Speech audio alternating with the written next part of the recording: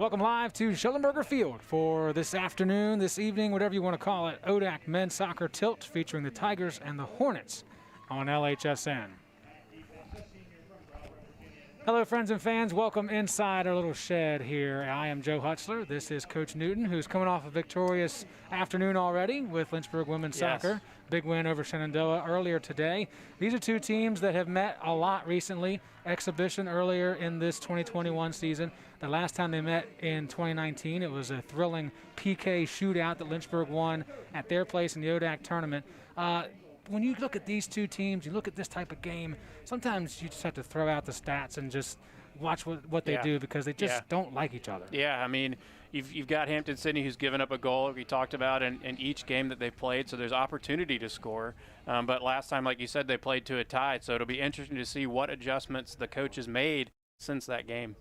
Well, let's take a look at the coaches. We've heard from ours, and now we're going to talk about Hampden-Sydney's coach, Mr.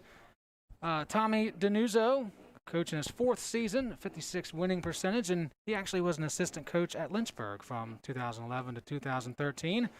And on the other side for the Hornets, it is Chris Yeager in his 19th season. 9 wins in 2019 is the lowest since 7 back in 2012. Of course, this year 9 wins would be impressive because that's all the games that there are on the schedule. We're going to keep it here and talk about our players as well, as they're going to skip right ahead to the start of this game, so we don't want to miss anything. And we're going to start with Hampden-Sydney, and their goal leader, Connor Brooks, has 3 goals this season.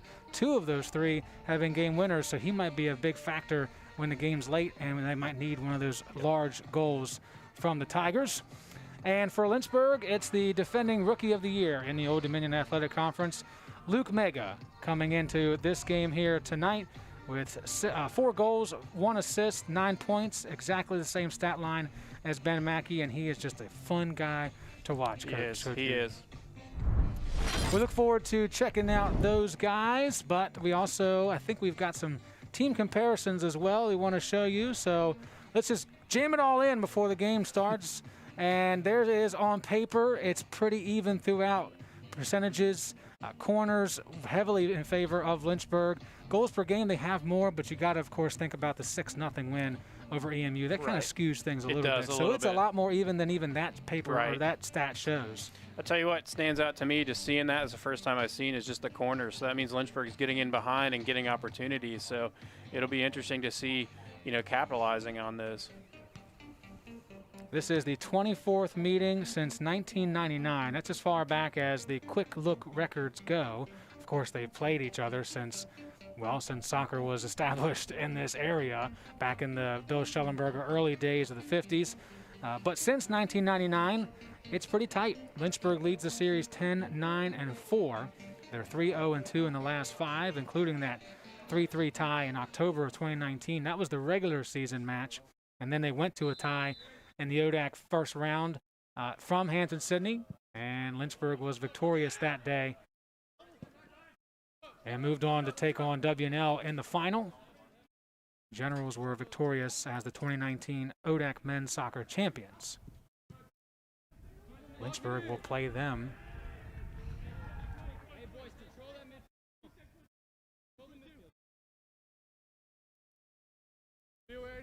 starters for each team in net. It's Gray Sutter for Hampden-Sydney. For Lynchburg, it's Kyle Gallagher.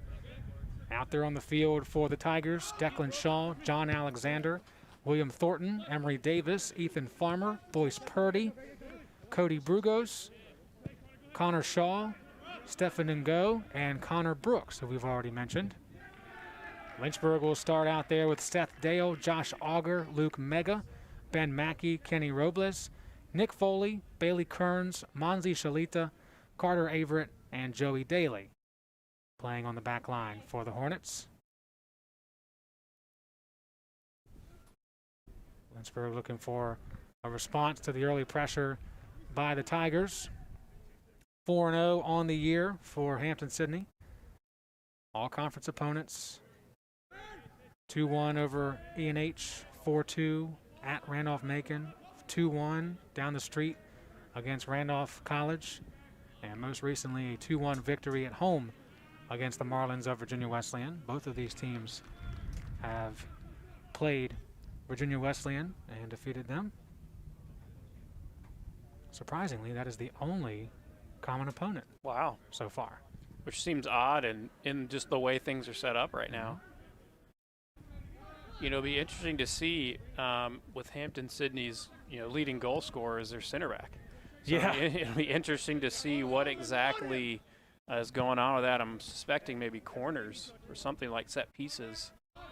5 shots, 4 of them on goal for Mr. Brooks as a center back. So it's definitely, you have to imagine it's primarily those set pieces. Yeah. But, we've seen some guys overlap and play from defense to offense a little bit in certain situations. But usually it's the outside guys. Maybe we'll use a hockey term. Maybe he likes to go coast to coast sometimes. That's right. Hey, if it's open, yeah, go for it.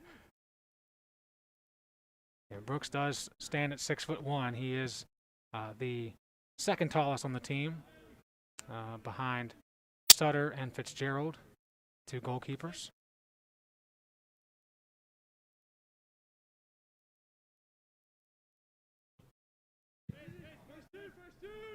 Sutter, a senior from Clinton, North Carolina, boots that one deep. Ball placed in, and Gallagher scoops it up. Kyle Gallagher this year making his 7th start. 3 goals against this year with an .833 save percentage. Last time I was with you, he had some unbelievable saves. Yes, that he did. That was a tie that night with Roanoke College. Gallagher had 7 saves, his 3rd most in a single game as a Hornet.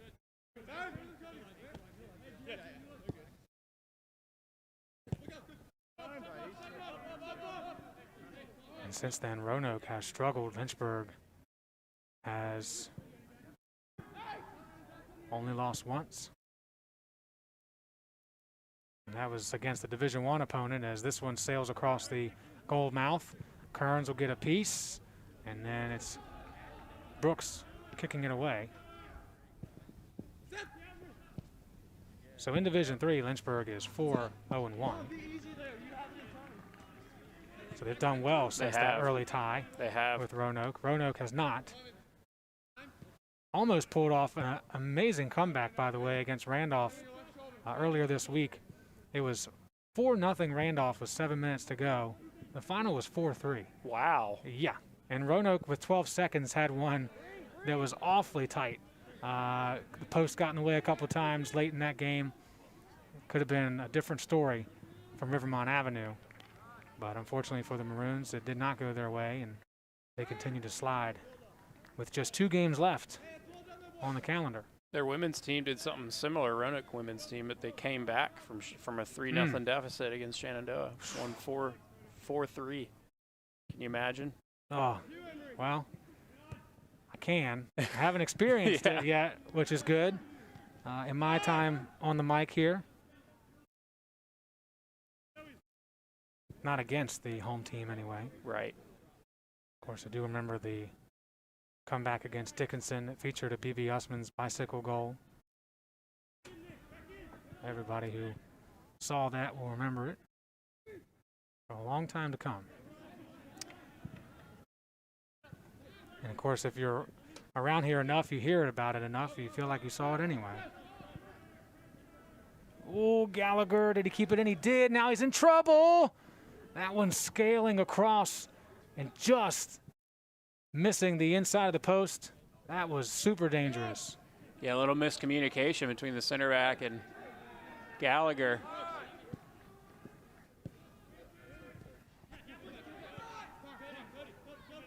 Early scare for the Lynchburg defense, but they survive.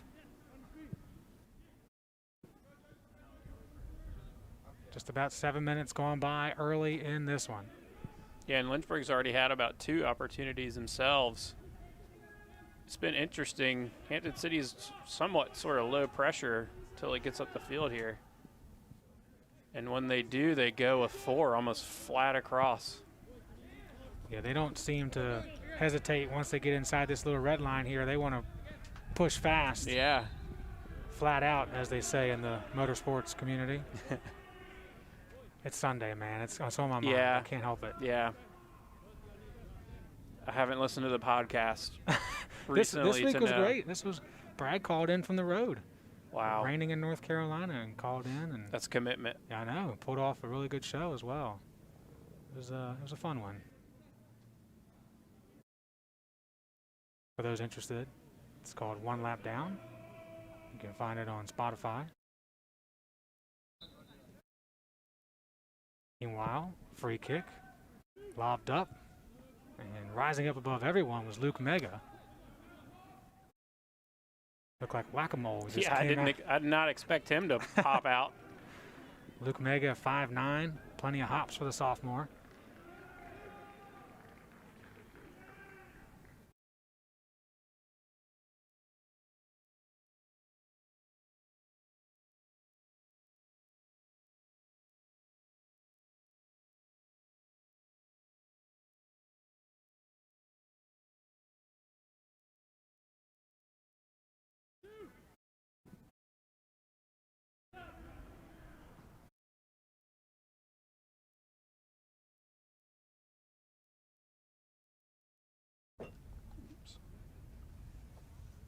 It'll be thrown in from the Hampden-Sydney bench. Nice long toss. And the 216s tussle. And it'll be a goal kick in the end. That was Emory Davis and Nick Foley. Foley on your screen, one of the two captains for Lynchburg, along with Ben Mackey. See if they use that throw later in the game, like a corner like Roanoke likes to do.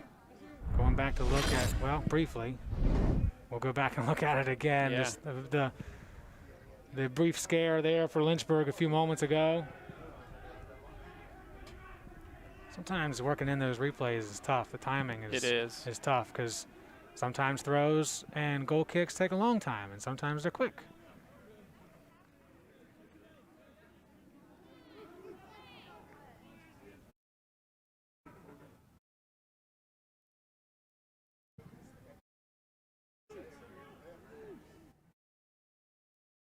Here again is Emory Davis forcing the issue.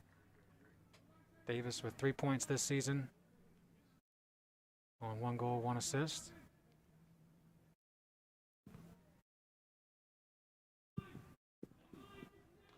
And just off target, Kenny Robles, the only Hornet close by. Yeah, and you could hear the coaches yelling time. He had a little bit of time to take him for himself. Let the attack catch up to him.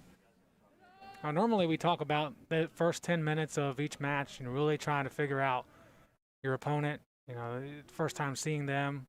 This is not the case. These teams have already played one another. There was an exhibition match before the regular season began.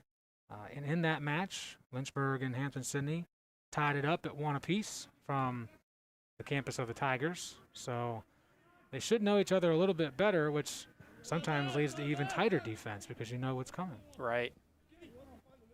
And you've had time just in general to gel more. You know, there's been more games since then.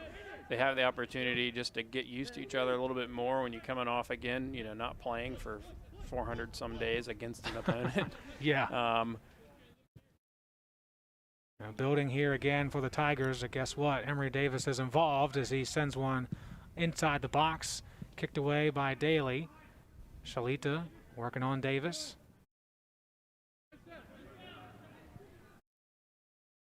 Tigers will regroup back at midfield. Long ball that Gallagher will hold on to. And speaking of going against the trend, how about the start for your team's game today? 23 seconds in and 1-0 Lynchburg. Yeah. That was as fast of a start as you could ask for. Yeah, that was awesome, and it was good. It was just good to get that goal in, and then, you know, we thought we played a little weird after that. And it was a little disruptive, so it's hard to get a rhythm when it's disruptive like that. You know, I feel like we've had a lot of throw-ins here. Haven't seen a lot of rhythm going on at the game. Ball goes out of bounds again, and you can't get a hold of it. And but then getting the second half, we were rolling. It was awesome. Became a 1-0 game, turned into a 5-0 win for Lynchburg women's soccer. Just a few moments ago, ended around 4 o'clock. Alyssa D'Amato with a hat trick. Kelsey Siri with her first career goal. So lots of happy females at the end of that one. A lot of really good goals, too. I mean, Yes. they just, they earned them, and it was awesome to see. This has been interesting, Joe. I really think there's some space here in the middle that Lynchburg could play into, right, just immediately if they can get a hold of it and counter pretty quickly. Mackey will pick it up at midfield and surveys a little bit. Now he goes deep and has a man. That's Robles. This time, Robles had a chance, but misplayed it. Yeah, and if he could just get a touch on that, play it right back into Kearns, you got a really good scoring opportunity. You ready, Mons? Well done, Carter. Who's next? Haven't seen Lynchburg really establish a connection in the offensive third. Nothing sustainable to this point.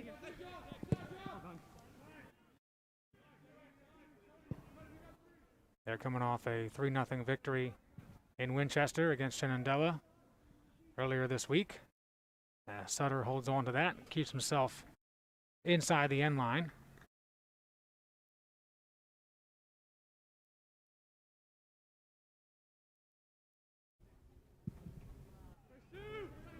High punt that lands on the noggin of Foley. Good ball directly to Robles.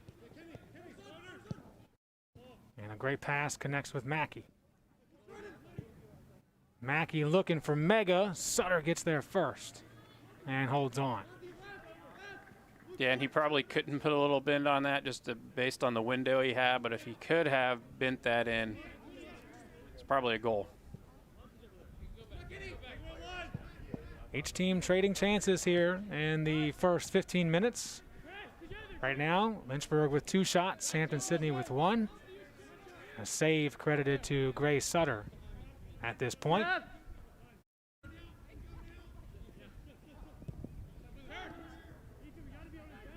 Mega with a nice turn and now has room to move. Pass ahead for Shalita, but he had to twist his hips and just not in rhythm on that run. Yeah, and he's just playing that really in the wrong vertical channel. He needs to play just one over to the inside. Kind of trying to play his back shoulder almost. Now it's Lynchburg applying the consistent pressure. Mackey goes low and plenty wide. Yeah, and that's tough. You've got 9 behind the ball. Hampden-Sydney looking for their first outright win against Lynchburg since 2012. So a 3-0 victory that day. Overall, since the turn of the century, they're 2-6-1 here at Schellenberger Field and 7-4-3 on home soil. So much like many of the opponents that come to this venue, it usually does not end well.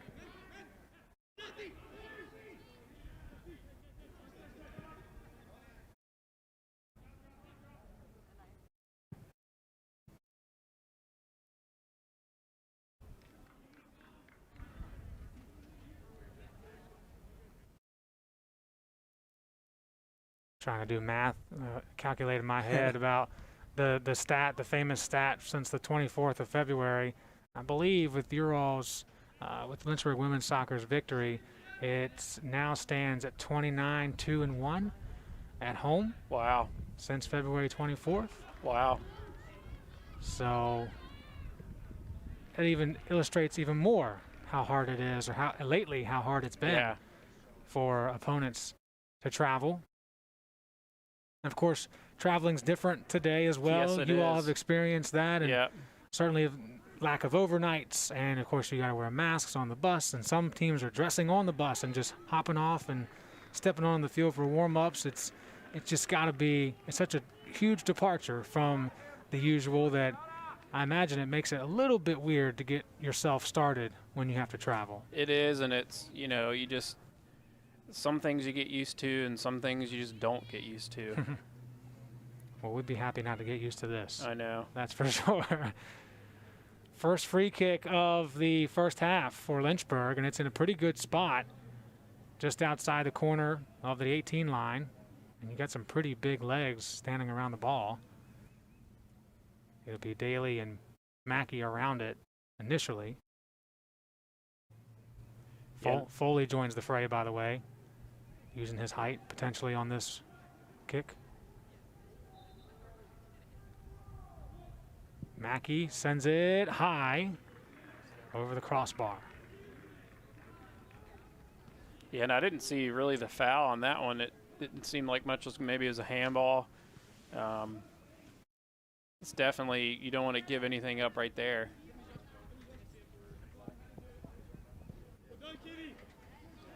Robles working hard against Thornton. And it's going to be a free kick again. Yeah, and he took a fantastic angle on the ball, which made it like they had nowhere to go, which was a fantastic win. And then to get another foul right there, making things dangerous. It was Mackey the first time. We'll see if it's Daly on this side of the pitch with a left leg, perhaps. They usually switch corners as well, depending on which side of the field the corners are taken from. And it is Daly. And then promptly Brooks heads it out. And it's going to be a corner. First one of the day for Lynchburg.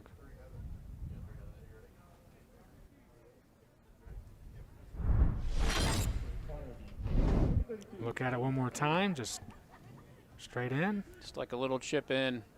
Straight out. It's Daly again. Worm burner that's cleanly kicked away by Purdy. An easy one. Sometimes that's a miss hit, and sometimes you are trying to get someone near post just to really tap it in. Just an easy goal. Sometimes teams aren't ready for something like that, especially if you haven't shown it before.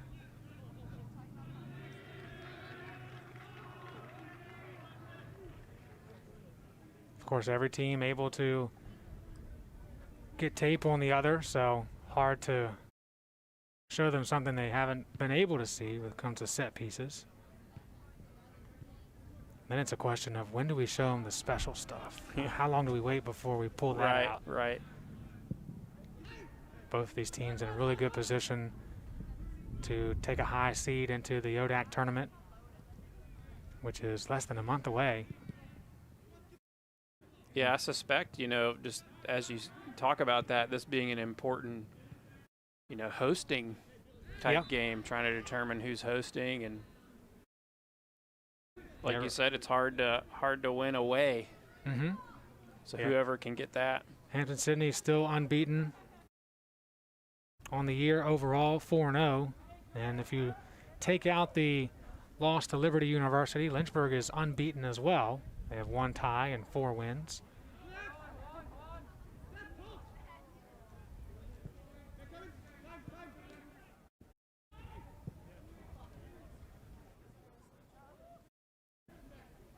Mega just dummies the defender. Now sends it out for Seth Dale, crossing one. It finds its way to Robles. Getting in front of that was Cody Brugos, and then this goes off the bar and away.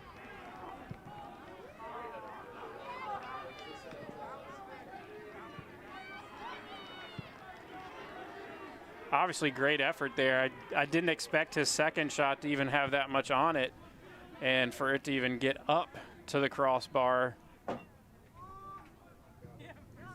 Again, Lynchburg on the pressure, sensing the Tigers on the back of their paws. Lays up here at the 18. Kearns came in, touched it with the elbow, and it'll be the Tigers booting it away, but cannot lose the fact that this just happened a moment ago. Almost with the bike and then on the ground. Wow. Incredible effort from Kenny Robles. I thought it was going to go in, just like I said, because it didn't seem like it had enough to even rise that high, and the keeper didn't see it because where he was on the ground. Right. Seemed like it came out of the ground to anybody in front of it. He probably just thought that was a weird bounce.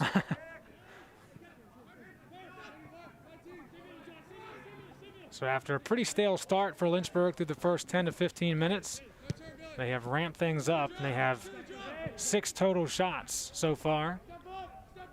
Only one has been on target, but Sutter made that save. The Tigers with 1 shot and have not tested Gallagher yet.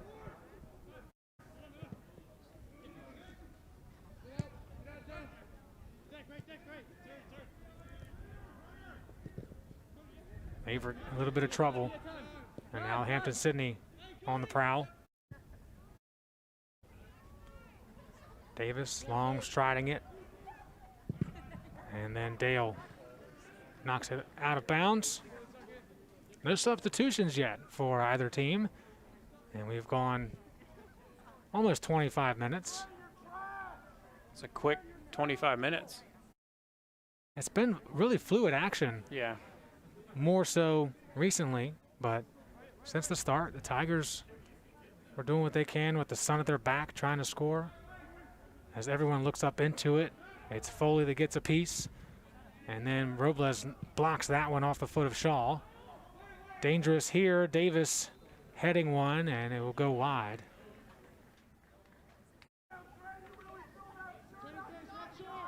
It's a wonder Emory Davis doesn't have better totals on the year based on what we've seen so far.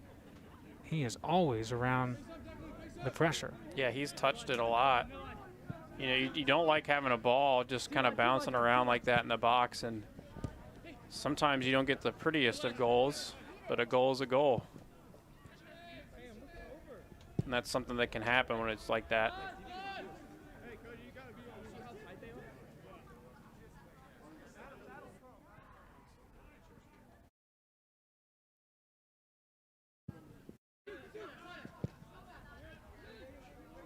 Ben Mackey plays it ahead to Kearns.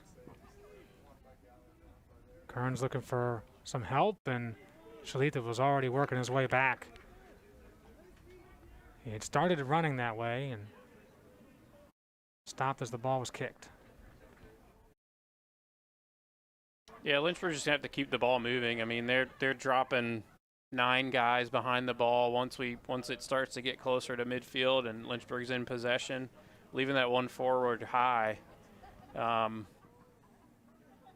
It's a lot to break down. I mean, they're just even leaving the backs free, just letting them play balls in. And this one comes near and now heads to the middle of the field.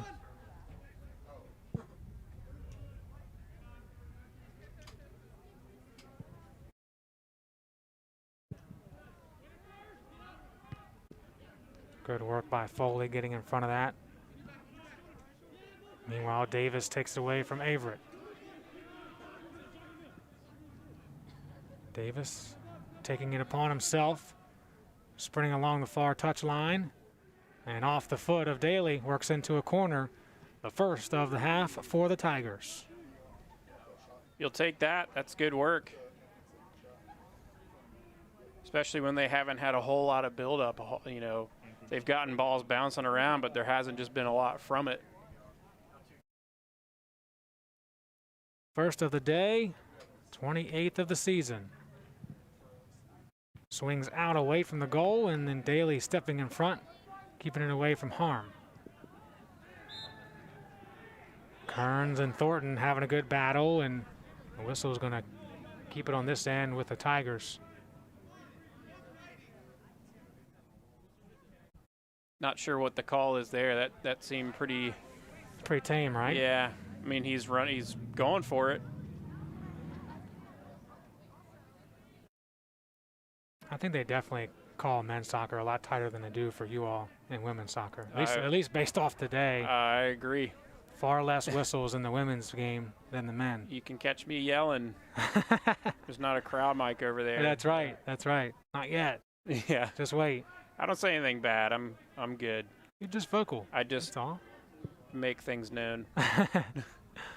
Gallagher with a nice pair of hands to make that catch off the Declan Shaw free kick.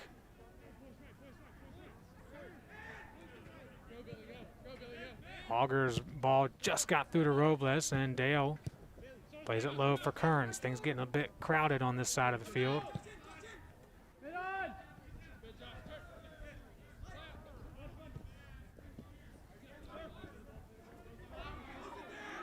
Averett and Purdy going after it. 2 players go down. No whistle this time.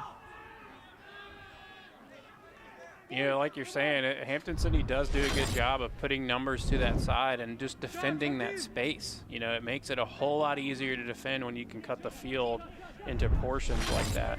However, you have to keep the ball there. Right. So there is that. That's where the counter opportunities are if you can get it out of that space. Robles putting in yeoman's-like work, but not able to keep it in play. And now we get our first changes to the lineups for Hampden-Sydney. We got Cade Wheeler stepping in for John Alexander. And it'll be Connor Shaw stepping out. And Devin Cahoot checking in for the first time today.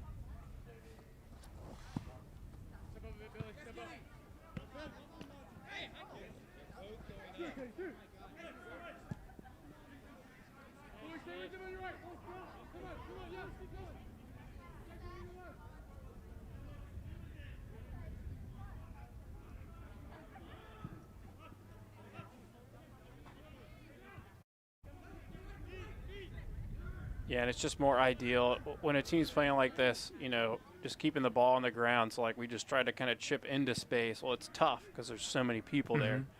But like this, keeping it on the ground and moving it.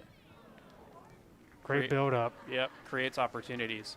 That was Daly, got it in. Mega with a piece of it, but in the end, it's a kick for Sutter.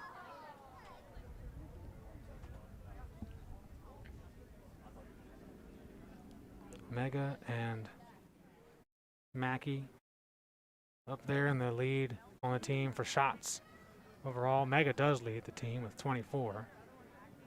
Bailey Kearns second with 16 coming into today.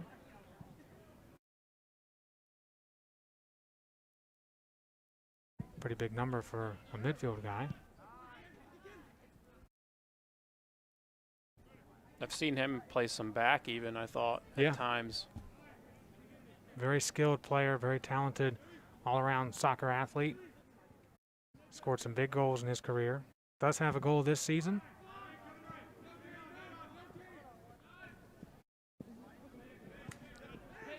That was a good run by Kenny.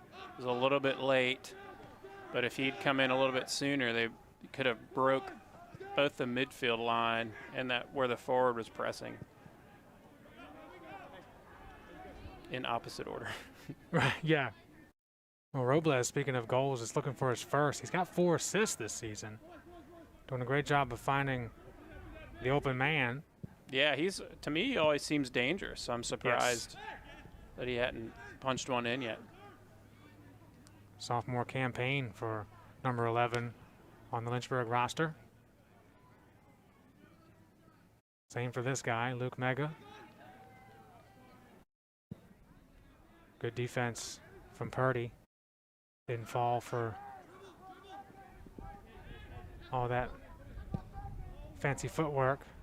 And once again, a long ball that's just off. Yep.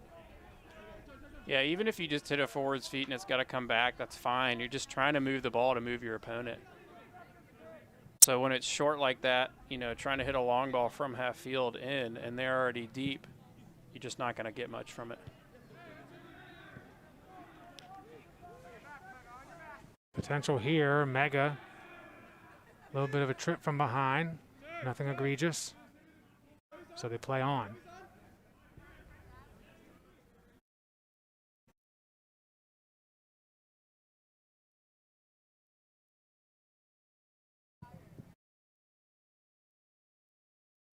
Kearns try to put one in. Shalita's going to run this down.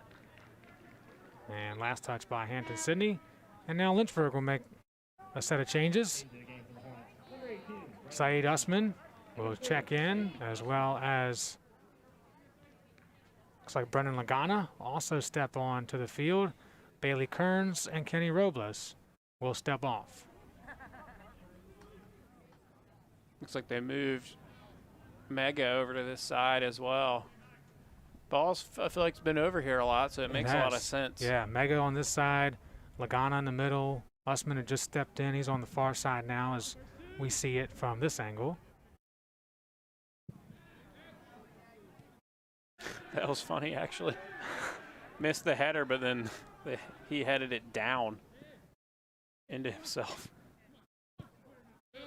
Ball has a mind of its own most of the time. And yeah, in our game, we would have been laughing. Drop, Kane, drop, come on. Face up and drop. Let's go.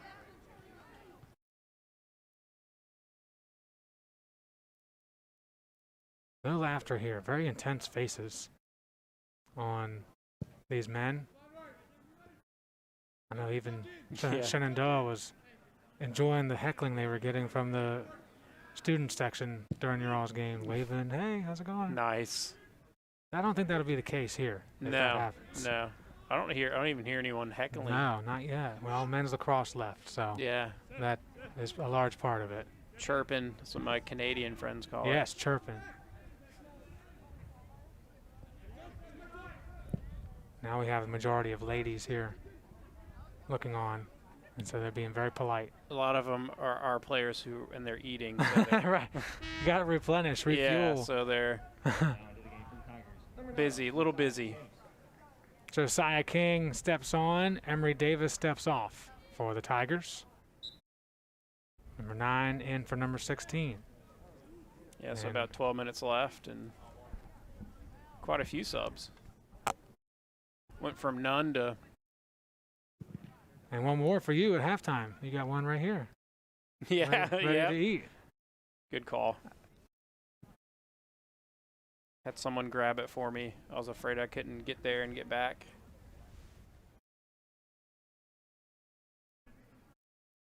Shout out to Jake Kilmer. Yes, who does big shout out. Does many things for Lynchburg.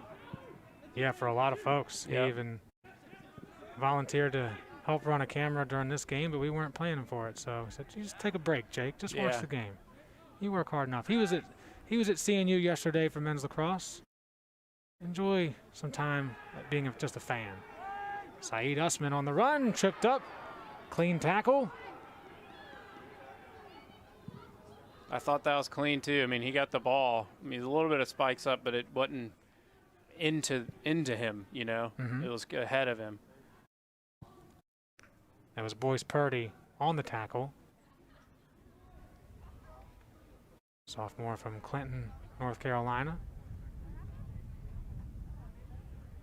Grew up in the same town, but did not go to the same school as the keeper for the Tigers, Gray Sutter. And that's in from Shalita. Was he off, though? He was. Wow. I'd like to see the replay on that. I don't know if we'll be able to see the flag on a replay, but that is the call. Let's look at it, try to slow it down so we can see. I don't think we're not going to see the flag, but we are going to see a really good effort from Manzi Shalita. Does look like he was behind that last defender. It's unfortunate. That was a fantastic goal, and it was a great ball in. They had plenty of numbers to score. So it remains 0-0 as that one's taken away. But it does show the pressure that Lynchburg has put on. They continue to mount it, and now they know they can execute it. Just have to stay on side next time.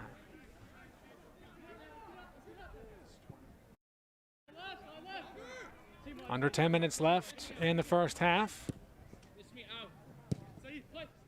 Very important game for ODAC tournament seeding, as the Tigers have yet to lose a contest. Lagana on the run, being chased down by Brooks. Here's Lagana trying to cut back, and it's off of Mr. Lagana, and it will be a goal kick for the Tigers. Yeah, he had a fantastic dummy to get that ball just through like that. They thought it was going to be touched, and it wasn't. It came through, and I was hoping for a corner. Grayson Harmon on your screen, stepping onto the field for the first time. Joseph Beckenstein also is in the match.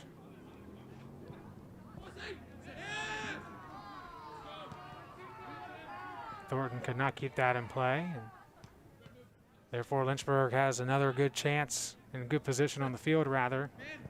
Could turn it into a chance with 8.5 to go.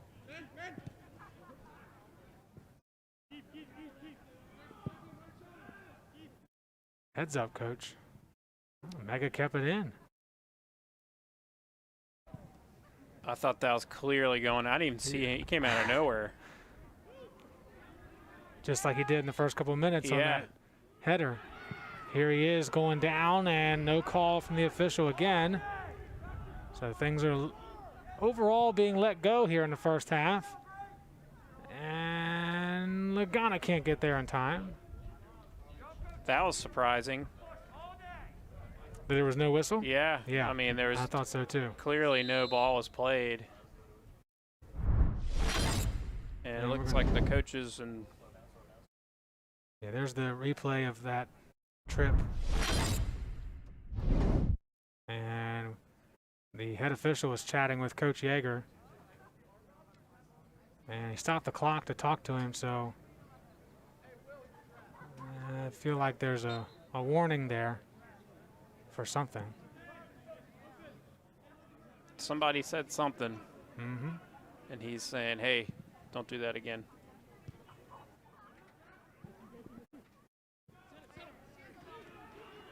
Good push here. Usman plays it outside for Mega. Mega trying to cut back, rebounds, and has his potential shot knocked away.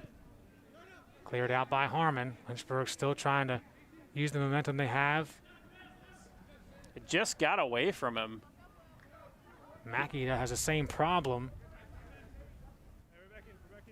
There's turf monsters. They don't care who you are. No. Just reach up. I've known to be grabbed by a few in practice. And they always leave a trail of beads in your shoes, Yeah. too. I saw you before you came in. You were trying to knock them out of your shoe. Well, it's the, I'm going to be standing for a while, so you're just constantly standing on these things. Mm-hmm. I got to where I don't do that. I just deal with it, but figured since we were going to be doing this, might as well be a little bit more comfortable. Try to be as comfortable as you can. Yeah. Game time, I just forget about it. Oh, yeah. Your mind's elsewhere, as it should be. Don't even notice it. You might not even have shoes on. You don't even know. Yeah. It could happen. Just came out of the house. So this Wouldn't surprise me. Usman trying to chase it down. Guess who's there? Connor Brooks ushers it across the end line, and Lynchburg will have their second corner of the half with 6 minutes remaining. And that's one of those scenarios. Obviously, you try not to give away corners, but in that situation, right? You live for another play. Much like March Madness that's going on now, sometimes you have to hack them. Don't give them the 2 easy points. Make them earn it. Yep. Make Lynchburg earn this opportunity to potentially score. Daly will take it because it's on this side of the field. In swinger that got over top of Sutter. Was it deflected? Looks like he did get a a hand on a piece of it. So so it'll be a corner from the other end now. I didn't quite think that was going in, but it might have been. From our angle, it's a little bit harder to see. So now we'll see Ben Mackey for the first time in the corner spot. Another low one for Lynchburg that does not pan out in a good opportunity. And now it's Hampden-Sydney on the run. One-on-one. Averett trying to stay in front and does of Cahoot. Yeah, his speed there was crucial. That was a fantastic counter. That was really had the makings of a goal.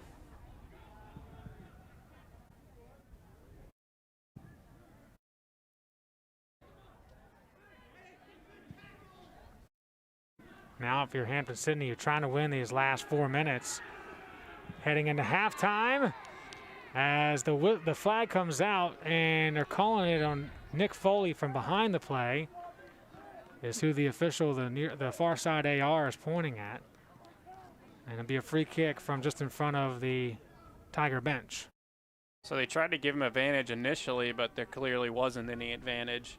And AR helping the center official out. Sometimes I wish the AR would do that in our games. make a note of it. Yeah. Put it on the. Sometimes we yell at them, hey, you can raise your flag too. So Foley gets a yellow.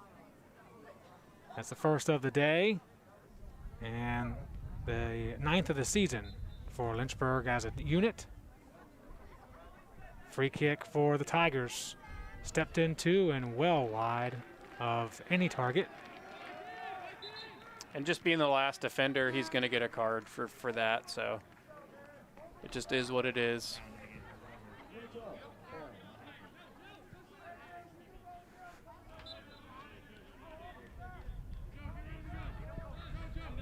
Looks like we do have some chirpers because the keeper is for Hampden-Sydney. He's chirping back. Oh, I didn't see that. Yeah. Good eye. Good eye by you, sir.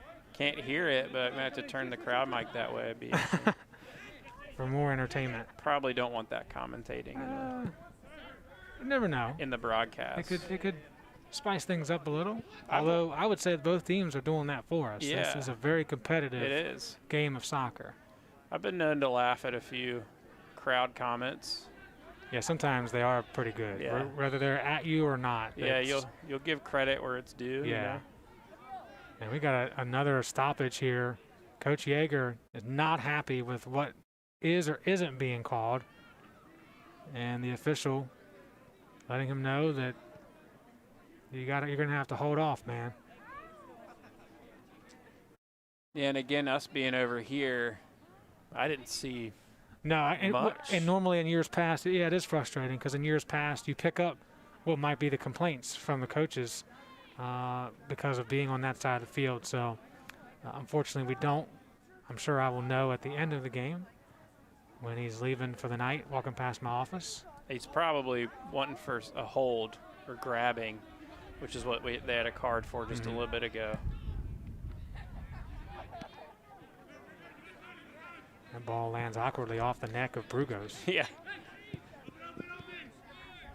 But Sydney will start to push here as we have 2:20 to go in the first half. Hussman has it taken away by Beckenstein.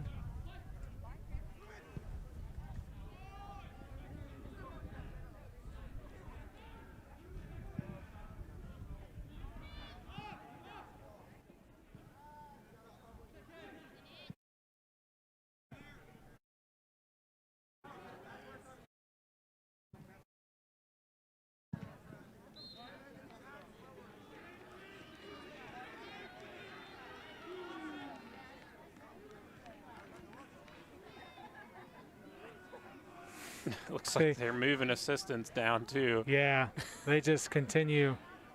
The official pointing at Coach Yeager, he's pointing back.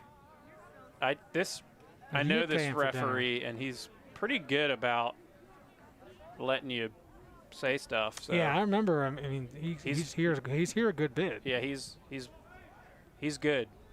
So it's Whatever it interesting. is must be pretty Yeah. bad as a bicycle attempt is put on, but easily stopped by Gallagher. That was Josiah King, the native of South Boston. That's 2 bikes now in a game. That's Yeah, 2 bikes and a shot Unusual. from somebody's wallet. Like Yeah. Robles laying on the ground with that shot it's earlier. like when we get together, Joe, you saw all kinds of new things are going on. And we still have over 45 minutes to play. Yeah, you'd never seen a drop ball before, and there's No. one in our game. That was a drop ball. Was there? So they dropped it and we kicked it back to the keeper. Oh, that point. Yeah. Okay. So normally you just kind of give it. So really it's just you, not me. Whenever Yeah. you're involved, Yeah. there seems to be some We crazy could have stuff. We should have kept it, but we were being sportsmanlike. Sportsmanlike. Whoever is in possession, usually the other Right. team just gives it back to them. Take note, ODAC office, sportsmanship team. Seriously. Daly puts it on, and Sutter just held on to that. His hand started to move back. There was a lot of heat coming off that ball. Yeah, I thought that was a cross, so it was definitely on frame. Well, the countdown begins to end the first half. 45 minutes in the books. No one has scored yet, but we've had a heck of a soccer match to this point and look forward very much to the second half. We will step aside for a few minutes here on the halftime show. Come back, we will chat with our coach, Matt Newton. We'll also go over some stats and highlights only on LHSN.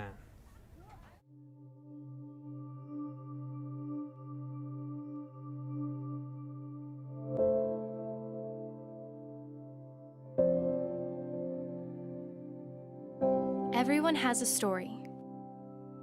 A triumph, a time they fell short, a gift, a light all their own.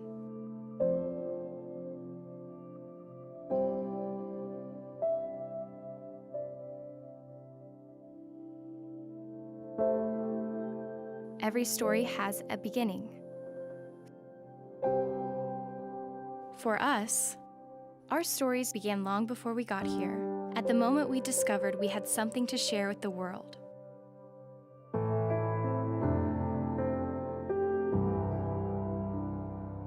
But no matter where we've been, our journeys weave together at the University of Lynchburg.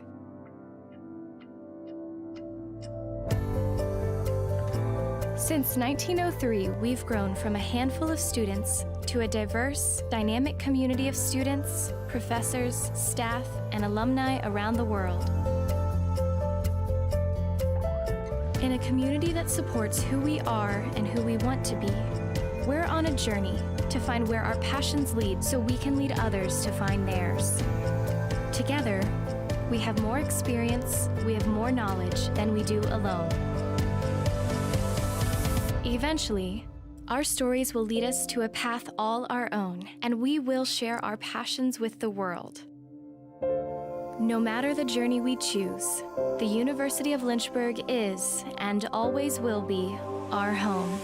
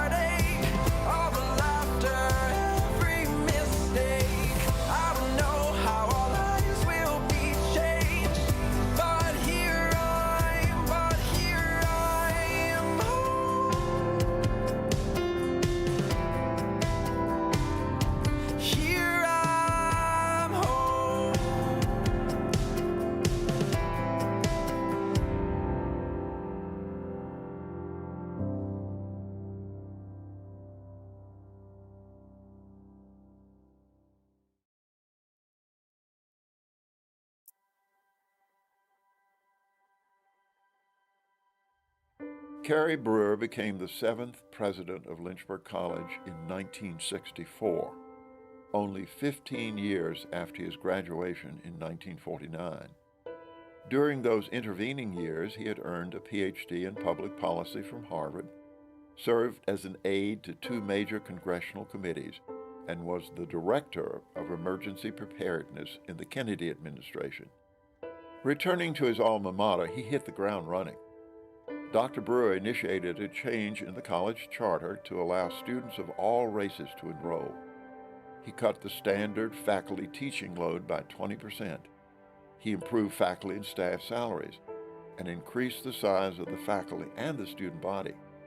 He sought to raise the visibility of the college in Lynchburg, as well as the larger community, by offering graduate programs in education, business, and physics to meet identified needs in Central Virginia.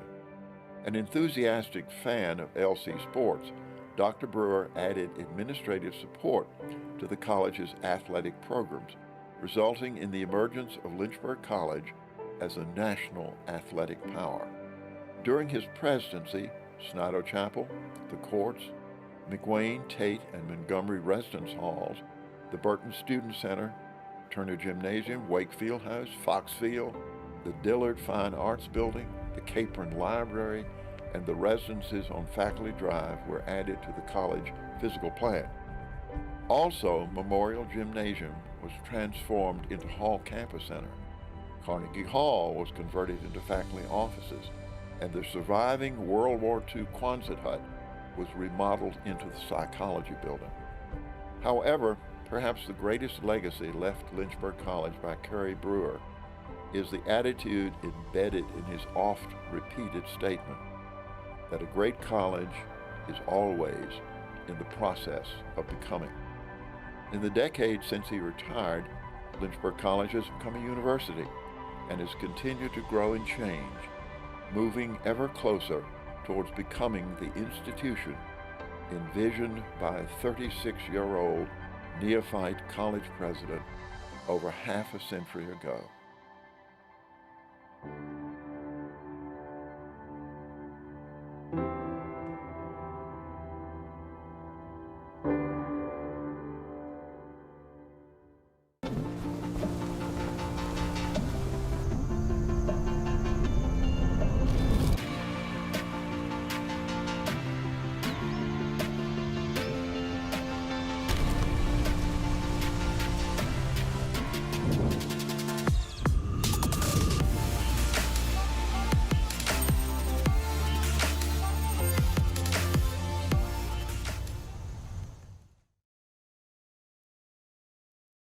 Hey, now I got your attention. It's halftime.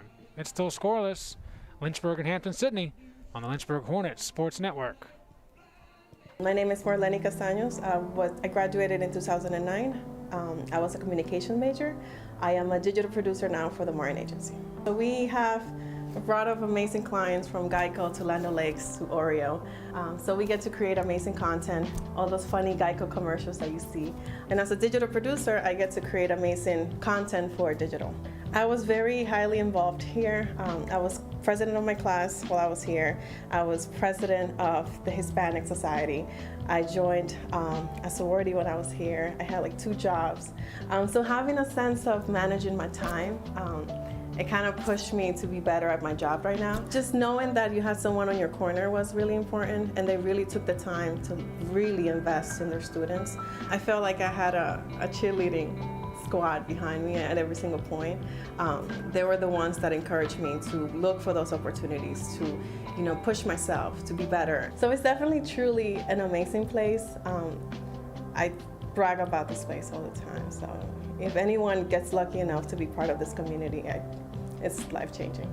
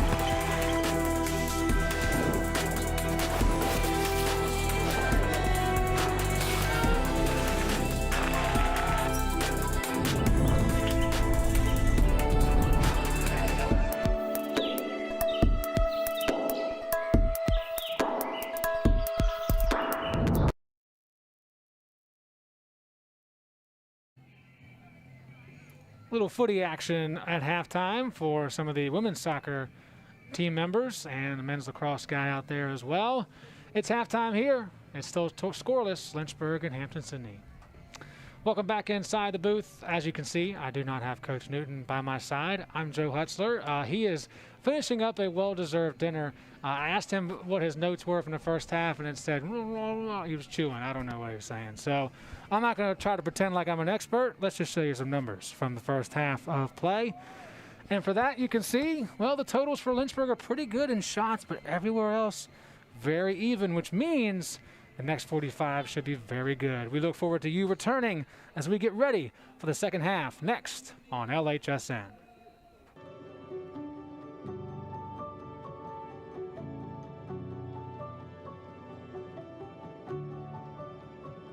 Thomas Gibson Hobbs graduated from Virginia Christian College in 1904 as a member of its first graduating class.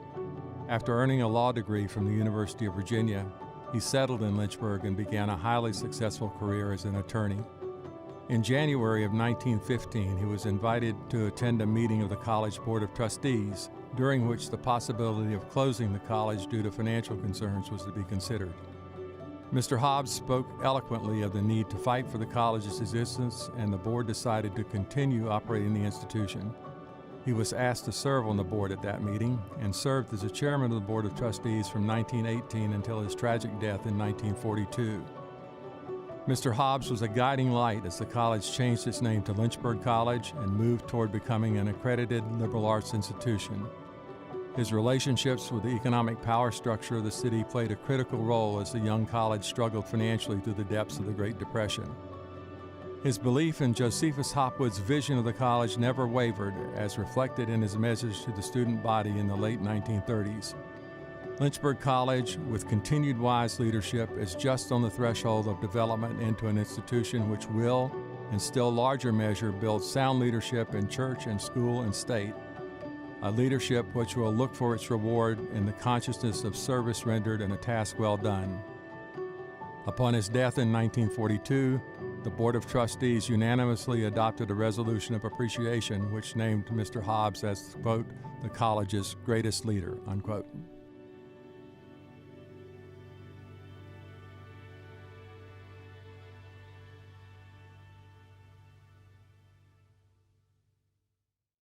The biggest thing that I've taken from Westover is probably my interactions with faculty. I started working with Dr. Fryer. He's always available for help, and he makes sure that I get to do the experiments and not just be there while he does them.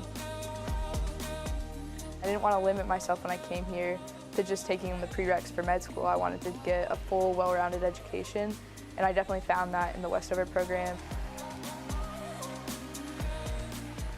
It's given me the opportunity to keep playing soccer at a competitive level, but also it's given me the ability to be a student and to pursue other activities such as EMS.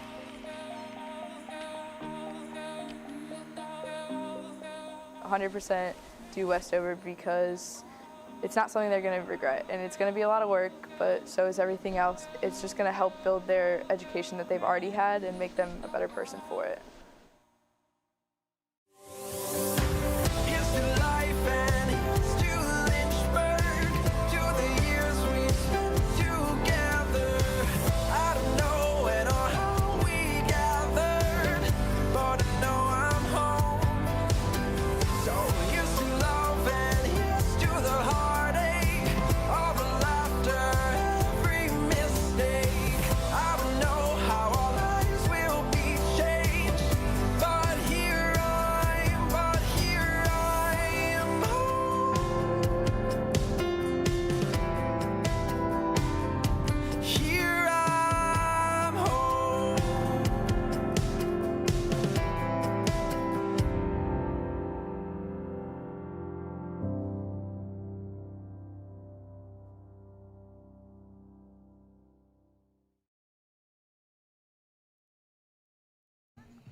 Welcome back inside the booth, kinda. We're here, you're not, but you can see Schellenberger Field.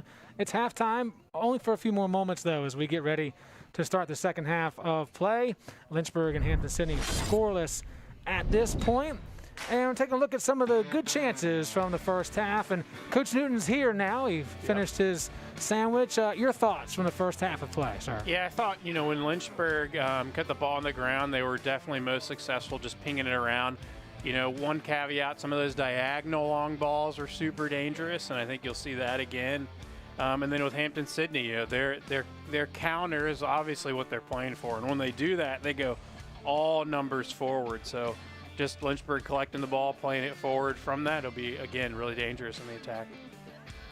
A couple more shots here from the first half. Lynchburg did have a ball get through, but it was called back due to an offside. In that, we got a couple bicycle kick attempts. Sometimes we go a whole season and don't see those. So 2 of them there in the first half means that the players are putting it all out on the line. They know how important this game is, especially when it comes to the potential for postseason play. Yeah, in second half, Hampden-Sydney will have the sun in their eyes, which is something that we saw becoming a little bit of a factor as the game went on, as it sets over there behind the Hornet. I was wondering if it became an issue at all for you guys. I mean, it wasn't as prevalent during your all's game earlier this afternoon, but certainly when you have to look at a ball up in the sky coming down at you, it's got to become somewhat of an issue. It is, and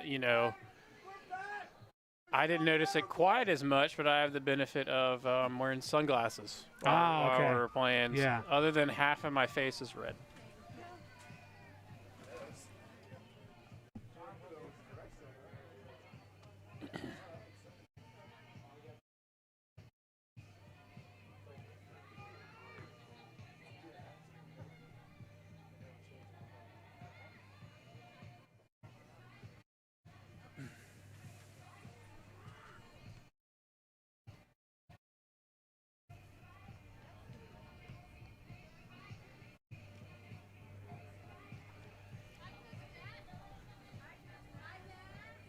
Coach Newton's fan club has arrived.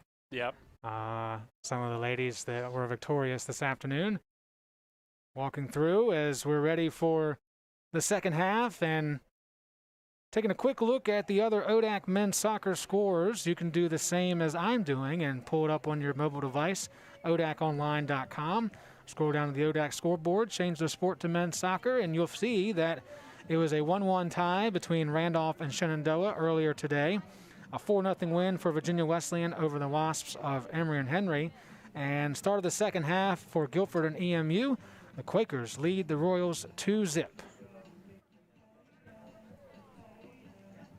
Now that you've said that, I'm going to check the women's side, see how the day went. Getting late in the year for you all. Certainly, same thing applies as far as postseason pairings. I know WNL was winning at halftime on the women's side when we were doing the broadcast earlier. Looks like they won 1-0. The goal in the first 5 minutes. Similar to you all, but the second half was it's totally different. A 5-0 victory for Lynchburg women earlier today.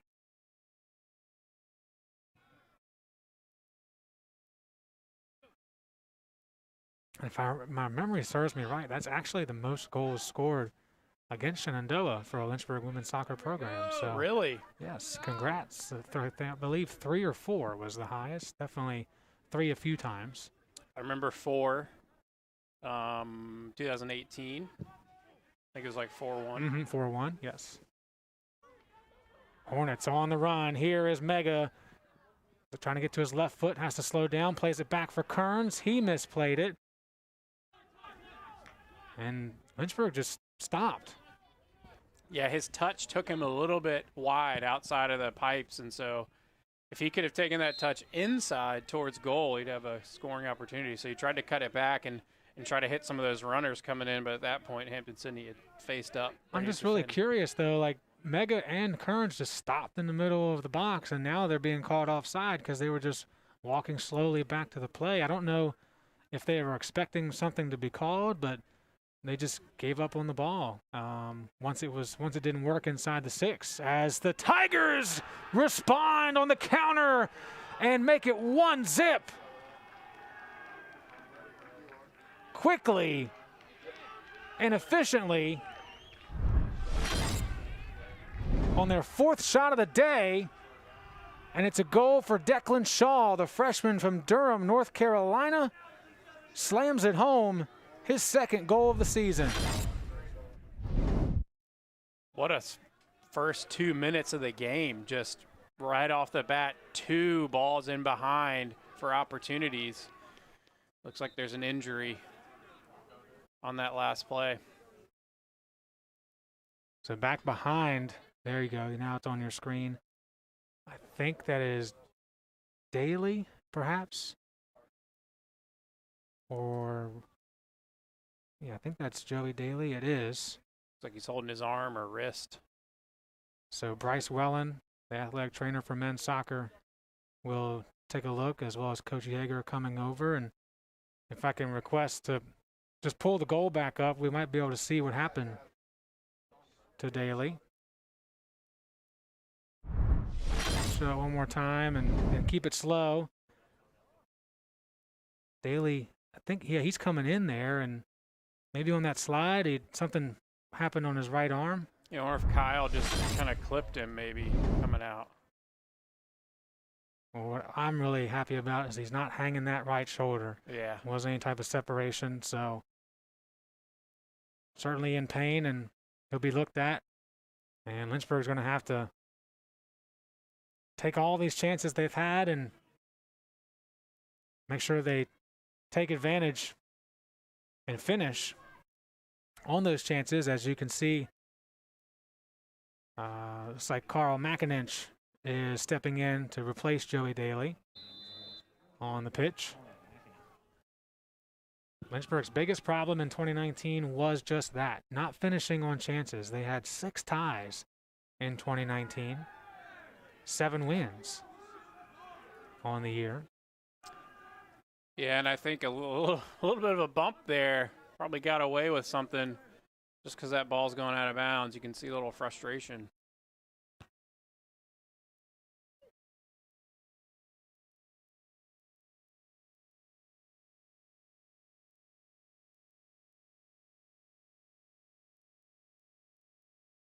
Still plenty of time, of course. But the Tigers have to feel like those early chances in the start of the first half have finally paid off. Yeah, it'll be interesting to see if they sort of sit back a little. Of course, it's a long time to do that.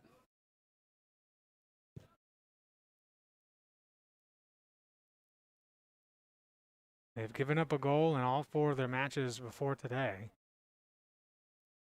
Lynchburg hoping that trend continues. Down 1-0.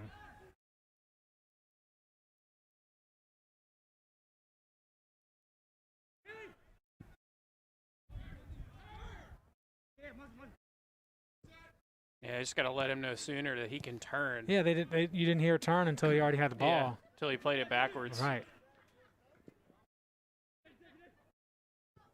Did you see that, Joe? Just once they want it, it's just forward. It's just everybody runs. I mean, they release, you know. As really they hold, boom. It just snapped.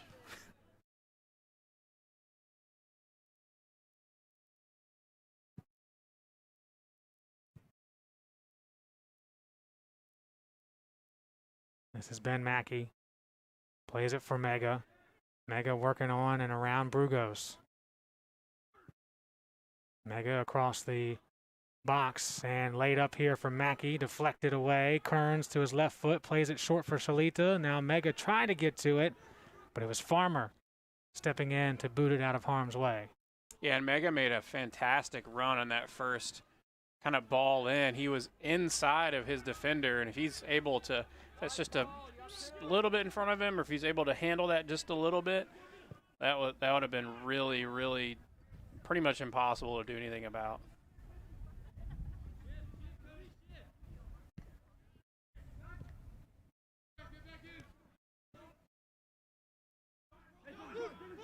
Mega looks and goes deep for McIninch. McIninch hauling butt to the end line. Taken out. And it's going to be a goal kick in the end. Good effort, though, from the sophomore out of Culpeper. Just touched my, that was pretty funny. In case you wondered what that was. It was a perfect sound effect for like the scenario when they hit. It's like a vaudeville show going on here. I had to try not to laugh. You saw Joey Daly on your screen. He is back in after a brief visit with the athletic training staff. Taped up, ready to go.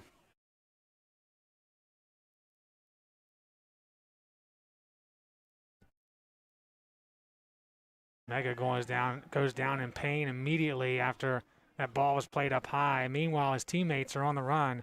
Robles looking inside and kicked aside by Brugos. Mega is still down on one knee back near midfield. Now starting to get up and favoring that right shin area as Dale looks for a one-touch from Mackey, who trips up under his own power. His own feet got in the way. Daly crossing one, headed away by Brooks. Now Mega will test that right shin. Still hobbling a little bit. Yes, I think he got kicked, and they played advantage, and initially I wasn't sure about the advantage, but they did get a shot or two off. Loose ball picked up by Alexander. Brugos trying to get away from Averett and does so. Alexander on the run, chips it into the corner. And that's going to be Davis picking it up there. Emory Davis along the end line. And kicked away by Auger, who gets in front of that potential cross.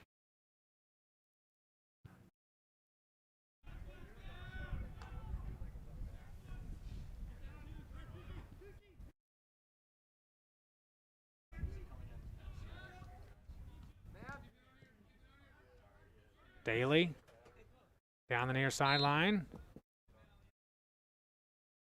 That was tough. I mean, both attack center mids are kind of on the other side, like towards half field, and if they're able to show there, they might be able to play out and get to the other side, you know. But just like Hampden-Sydney's trying to do, really put numbers up on the side and defend that side. See how many times I can say side. Oh, there's plenty of dead space you can fill. Yeah. Let's get the record started. I'm saying all side like. Let's call it the Guinness folks and see what the number has to be. Good work by Mackey. Yeah, see. Well done. Gets it back. Fantastic.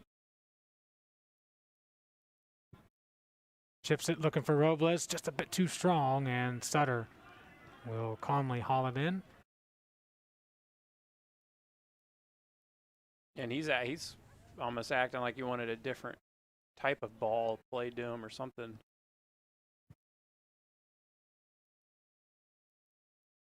Looks like Luke Mega has been healed. Yeah. Through the powers of time and natural air.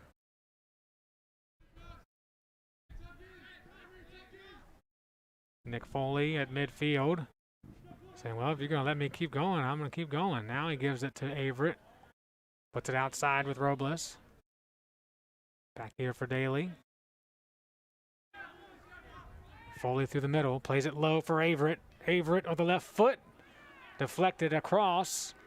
And they're going to say it went back off of Averett before it crossed the end line, so a goal kick. Yeah, and I was thinking corner, you know, in that situation, we always try to get players just to drive because we try to play back to what we call ideal. If you can't play ideal, your next deal is get the corner. But that last little, somehow it came off his studs, really.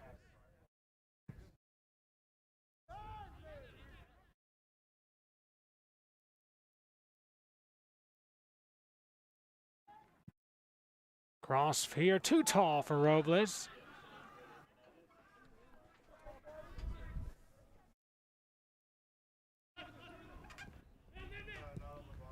Wind blowing the door open, scaring me. We just had an intruder. Yeah.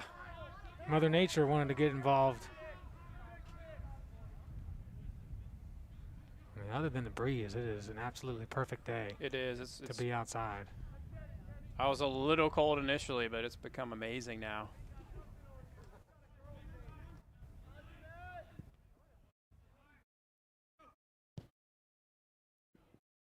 Robles looking to give it back to Daly, and there's a handball. With Stefan and go. I feel like Lynchburg's really moving it now. Gotten in multiple times, making stuff happen, you know, handballs. That's just part of we're driving, you know.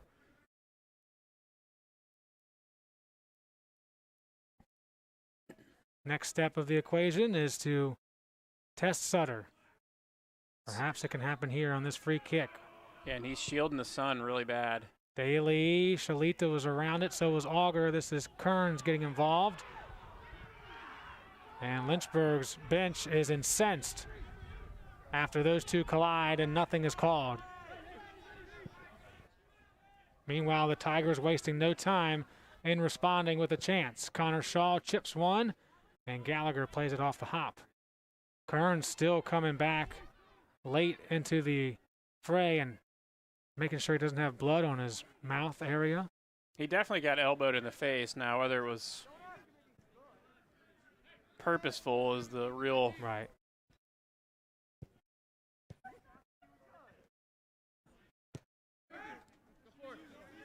Here's Kearns again. And a good tackle and takeaway by Farmer.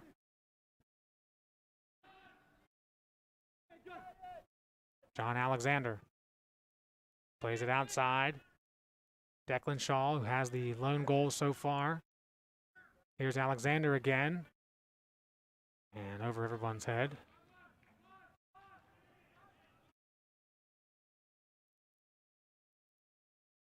It really hasn't been down on Lynchburg's end a ton, would you say? I mean, no, it's no, just the first couple minutes. That's it. That's it. And then, I mean, these couple opportunities have happened, but they haven't really turned into anything dangerous Right. per se. And it's not because Hampden-Sydney's playing back and holding for a 1-0 No. win. I mean, they're still trying to do, pull off their game plan, much like they did in the first half.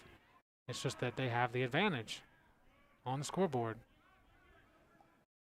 I suspect eventually, if it stays this way, they will start to put numbers back.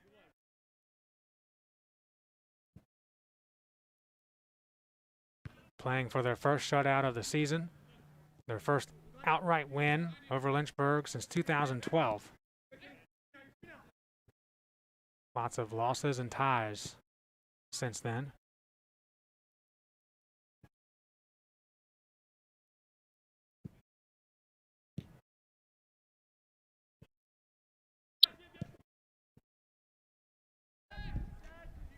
Couple good passes to the midfield leads to this. Dale steps in front. Gallagher will play it back to Auger. I didn't see him there, and that scared me. Didn't see Auger there? No. I was like, where's that ball going? It's going in the middle. Auger wouldn't mind scoring his second goal of the season today. Picked up one of the 3 goals scored against Shenandoah earlier this week as Mega puts one on and Sutter deflects it high. What a rocket. Whew. What a save, too. That was upper 90. Sutter standing at 6'2" and using all of it. Check it out again. Man. Smoke coming off that ball. Yeah, I mean, you take that type of shot all day. Mm-hmm. He just made a play. Leads to a corner. 6th of the match for Lynchburg. And a shot near, but too high and over the top. Auger with the header that just missed.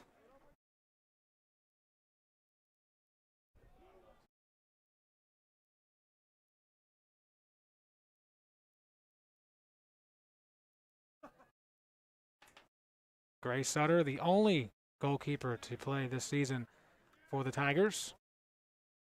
5 goals against, 706 save percentage. Got to push in the back on the header. I know we're Lynchburg guys and we want that to go in, but I really wanted that to go in. That was a banger, so that would have been amazing. This would have been a great highlight in general. No matter who you're rooting for, that would have been a beauty, and still was if you're a fan of saves.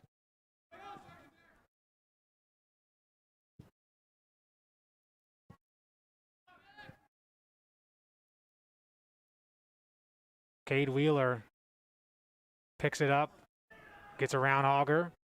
Wheeler speeding away from Shalita. And last touch by Shalita, so a corner for the Tigers. They haven't had too many set pieces today, especially in the offensive third.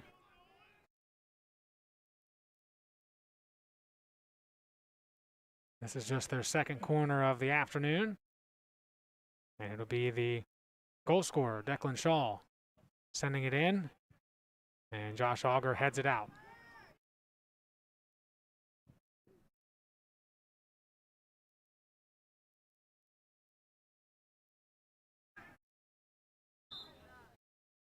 And call the push there on and go.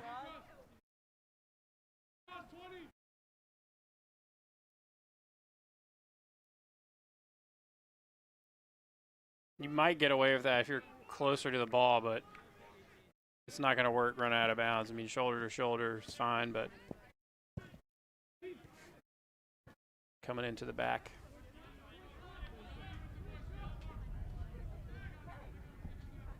Under 30 minutes to play in regulation. Ball played forward. Sutter gets there just in time. Good pressure from Lynchburg. Since giving up that goal, they've had the majority of the pressure. And each team going to make some changes to the lineup. Hampden-Sydney will bring in Devin Cahoot as Connor Shaw steps away. And Lynchburg will sub in Pat Pecunis for Monzi Shalita. First time we've seen Pecunis. Worth noting, he is number 4 on the pitch tonight, not number 4 on your roster. I asked him, was he switching to 4? He said, we can't find 27. So we went with the number that we have available. Do what you got to do, I guess. It is somewhere in Turner, Jim. I mean, 4, that's a prime. Oh, yeah. Great choice as Mackey's free kick is connected by Lagana, but well over top and out of play.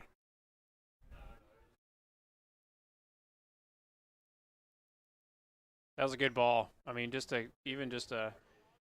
he's just able to just flick just a little nudge to it, it's going in. Just happened to get kind of turned, and so it came kind of back up.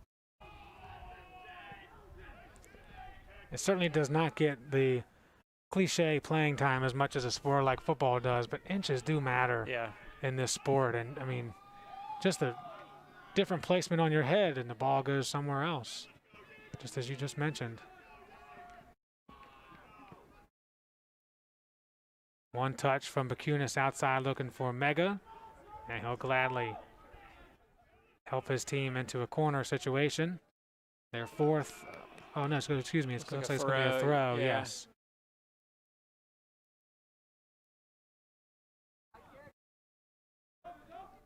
Mega looking to chase it down, and that's going to be a whistle and a foul on Shaw. Going for the tackle on Mega. If you're Hampden-Sydney, this is not what you want right now. I mean, they're probably thinking, I got to get in front of the ball based on the shot he just took a little bit ago. But sliding into the player like that when he's able to make another touch, easy call, easy foul.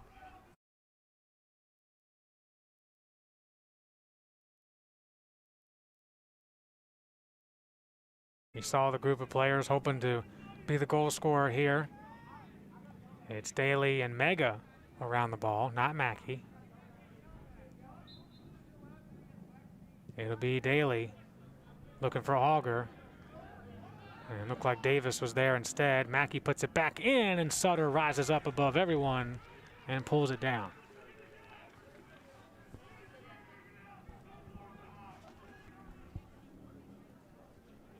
Yeah, and they were just, Lynchburg's keeping that one forward high just in case they've been kind of rolling out just possess. And a lot of teams don't like to punt because they don't like the percentage on, keeping possession from a punt, usually losing it. Sometimes, though, you just got to get it out of there. Just got to get it out, yeah. Speaking of getting out, 2 Tigers will be leaving as 2 come in. Josiah King, as well as Joseph Beckenstein, return to the game. Looks like Declan Shaw is going to get a break. And Emery Davis, who's still not off the field yet, but we're still playing. Taking his time. He just got off as the ball came by. Trying to keep that lead as long as they can. Especially Lynchburg knocking on the door like they have been. Mackey plays it back for Daly. Here's Mackey again.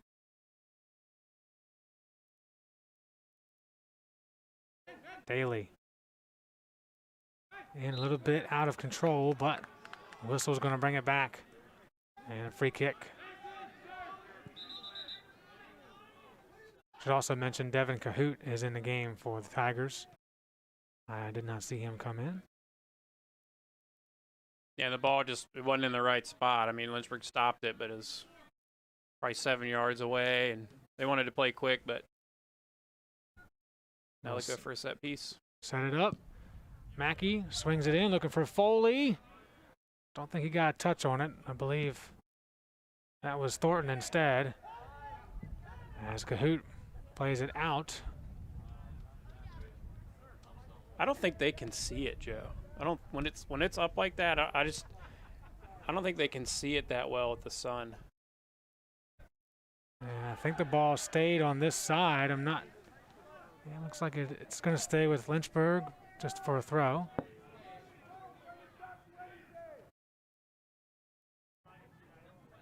Lagana sends it back to Daly.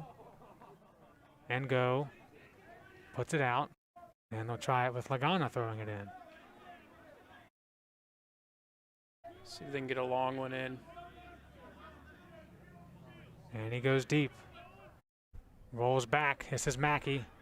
Off the left foot, off the top of the bar, and rebounds outside the box.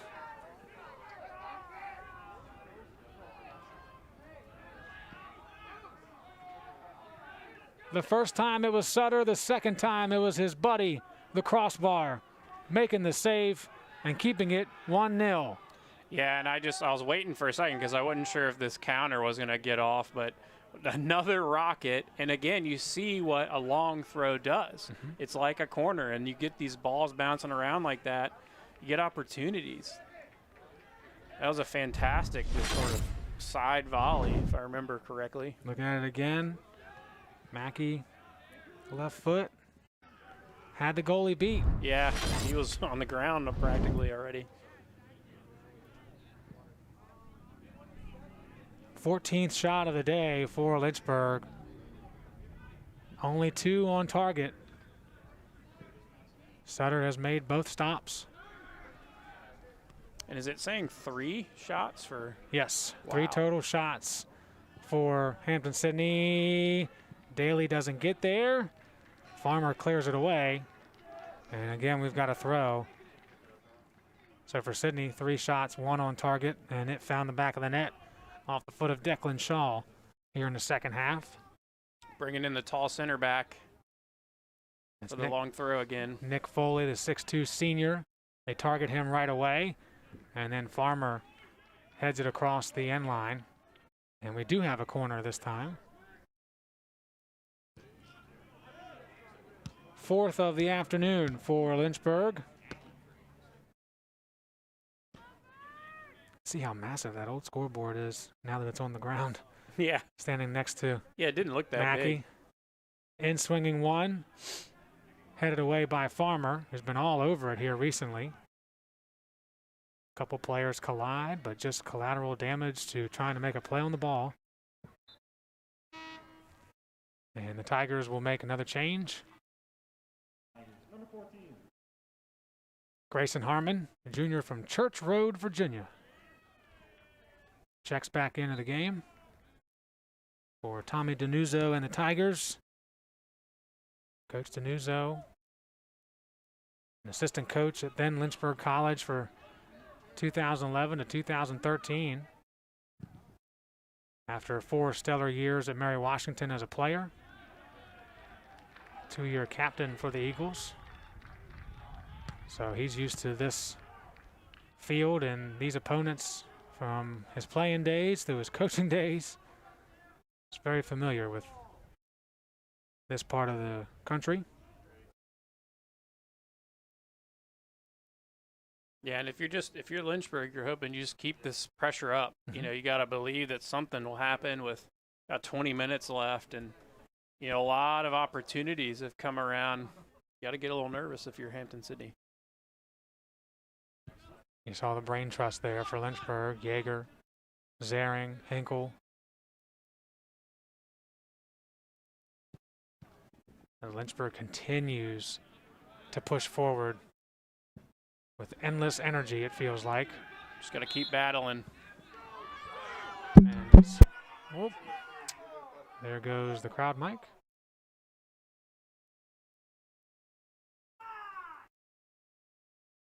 Thank you, ball boy, for Yep. putting that back on.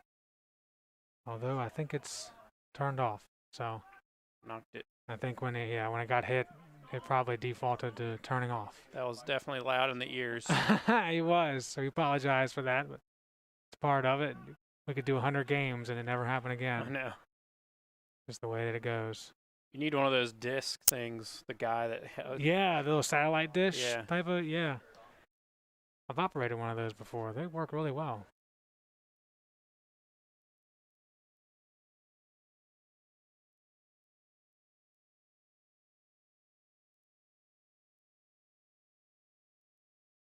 First real pressure for the Tigers since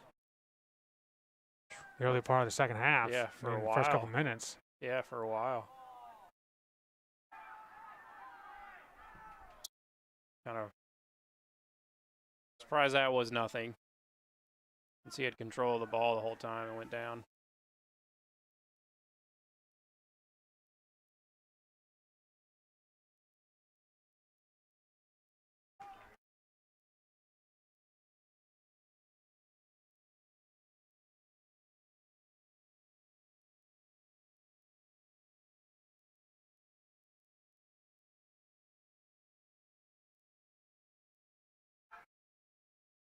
Pecunis just does get it away. Kind of bounced on him. Daly keeps it, gets it back. Joey Daly plays it outside. Is Usman quick enough to chase it down? Yes. And he's tripped up. And this will be a card for the Tigers. And it looks like it's going to go against 14, Grayson Harmon. Check it out again here on the replay. Usman does a good job of keeping it along the line. He does. Great save. And then just Harmon with the hold. kind of got him on his hip. Second yellow dished out today for either team. Foley with one, Harmon with the other. And we get a free kick just outside the box. It's low, looking for Daly, but nothing coming from that. That wasn't a bad idea. I mean, that could have really caused some problems.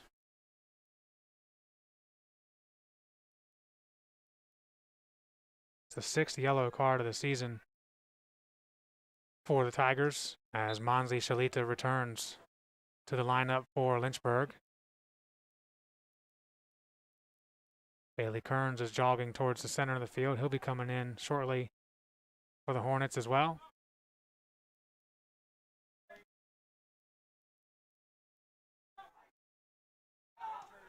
Lagana just ran out of room. More of that clustered pressure from the Tigers when the ball gets into a tight spot along the sideline. It's hard to just get it out.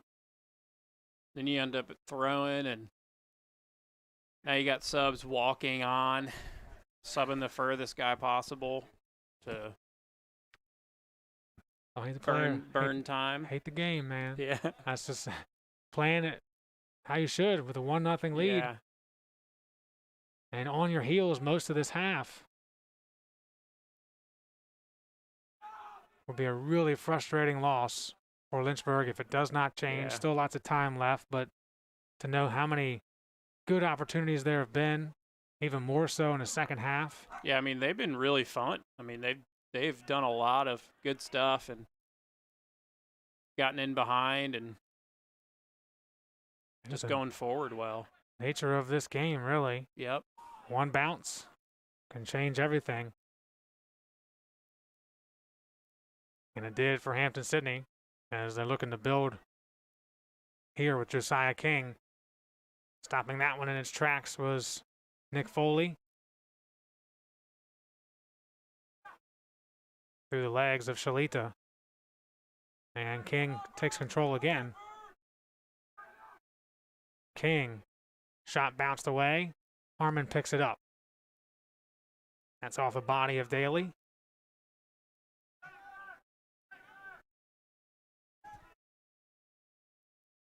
And a chance through the middle Cahoot was there.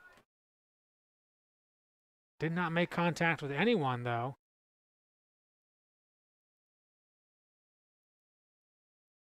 One thing about that is they're able to burn a couple minutes probably.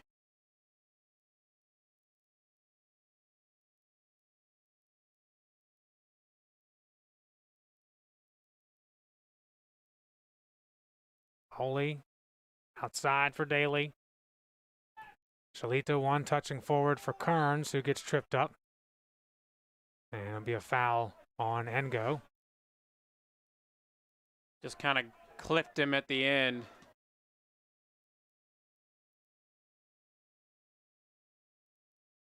Eventually going to get into kind of hurry up mode. Yeah, we're getting closer to 10 minutes remaining in regulation. Lynchburg out shooting Hampden-Sydney 14-3, but trailing 1-0. Daly with the free kick. Swinging out, finds Foley. Foley goes low, looking for that deflection, and it's sent away by Farmer once again. 17 in black making a big play. This one into Usman, but Sutter holds on, not allowing for a potential rebound. Yeah, I thought that was going to be a goal. I mean, it looked like it was going in from where we are. Good play, good opportunity there. And just as they did to start the half, right away, Hampden-Sydney quickly countering and putting it back deep in their third. Yeah, they get 4 or 5 people up the field just in a hurry. Makes it hard, especially when your center backs are playing for that set play, set piece. Long toss comes in. Gallagher comes out to play it. Nowhere to go. Two-man wall stops the Beckenstein chance.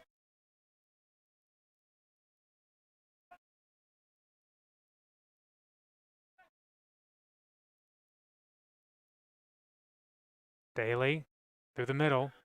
Pecunis. Run into by Farmer. I could see that going either way as far as not being a foul. He could actually go a little further up. It was further up the field. Mackey's going to give it to Daly. And now they're going to send it long and in. Up near the 18, Pecunis.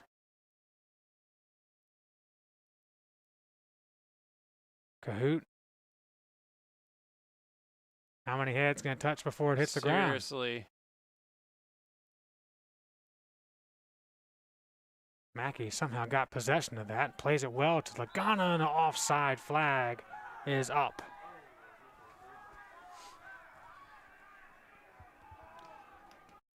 Yeah, the only thing about shooting that is now the keeper gets to take his time, go get the ball, waste more time. Eventually the ref is going to say, hey, dude, I'm either going to stop the clock or you got the, now you got the side AR saying, let's go, let's go. I've had refs stop the clock on me. Oh, yeah, I've seen it. It's happened here plenty of times. You know. So when you started mentioning that, I noticed that the clock went below 10. And it was about almost 30 seconds that went by before they finally kicked it away. As Usman drives and going down, Farmer playing defense, and a corner kick is awarded to Lynchburg. Now you got Luke Mega coming back in. Looks like Kenny getting old, I guess. I can't see these numbers as well. No, it's not just you. It's the contrast of the shading of the number and the sun hitting it. It's very tough. Yeah. You got to go with body language and the gait of how someone runs in my position to figure out who it is. There's no way they can see him either, so no. I know Coach Yeager, he'll listen to this. No way you can see these. Daly will swing it in. Found Kearns, but is across the end line and a goal kick. With 9:15 to go, in regulation. Lynchburg looking for one. Sydney found their one. Tough spot to be in for Nick Foley. He got down and stopped that ball. It didn't touch his arm, but Did it knock the wind out of him? it hit him right square in the center. Or somewhere else? It could have been a little bit lower. So, I mean, I love that kid anyway, but daggone, if it did hit him lower and he's powering through it. Trying not to throw up. Yeah. Good on 16 and white, man. That is one tough cookie.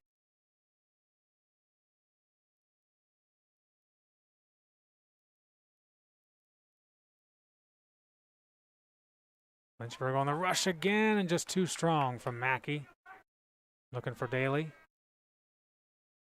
And a substitution for the Tigers. Cody Brugos. They might be jogging a little too fast. They're starting to get the let's hurry up from the refs. You saw the big board behind Engo there. 15 shots for Lynchburg. But only 2 have tested Sutter. He's made 2 saves. Plenty of chances, but not a lot on target. A couple have gotten past Sutter, but either a defender helps out or crossbar. Robles with the right idea, but Mackey didn't have his man beat. Yeah, just a little miscue.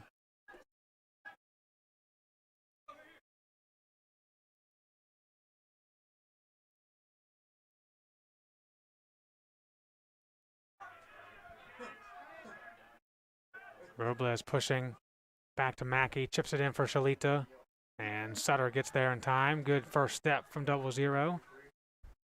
I thought he could have won too with Daly. Been right to goal.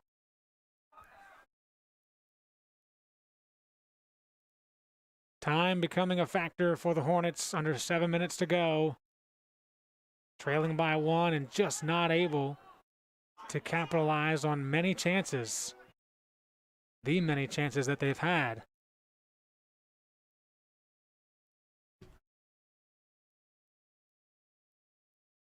The last 2 matches between these programs went to the end of regulation tied up.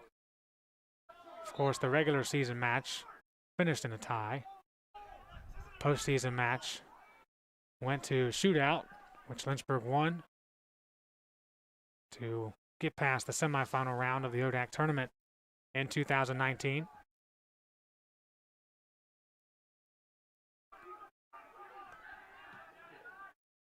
Ball played here for Kearns. Kept up high. Here's Averett, and Sutter holds on near the far post. Kearns hitting the head again. It's like the 4th time today, probably. Might legitimately need attention now. There's a look at it.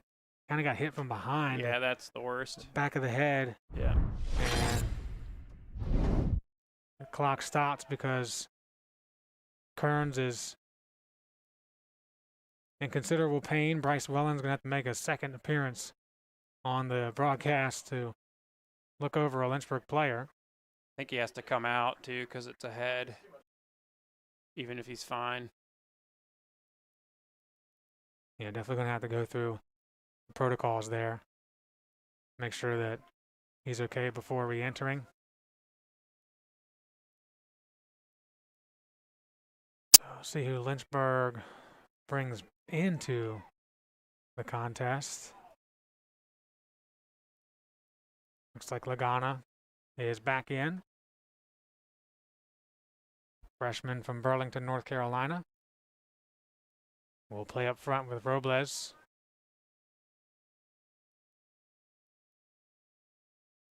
The Tigers will make a change as well. Connor Shaw steps out. Cade Wheeler checks in. 5:48 to go.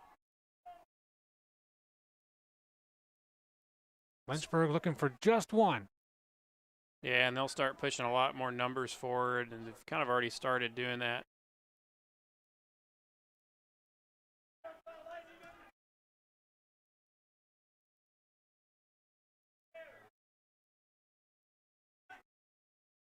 and go.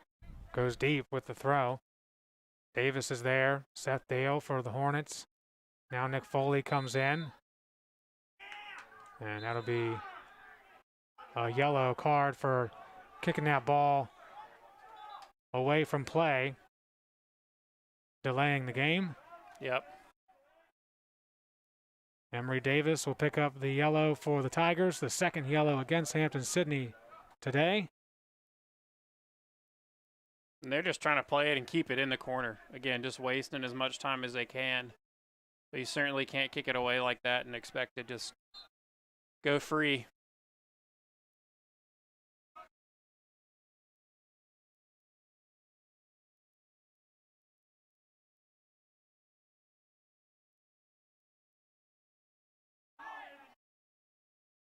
Foley calling out to Daly. He's here. He crosses one. Brooks heads it back. And then Daly loses control of it.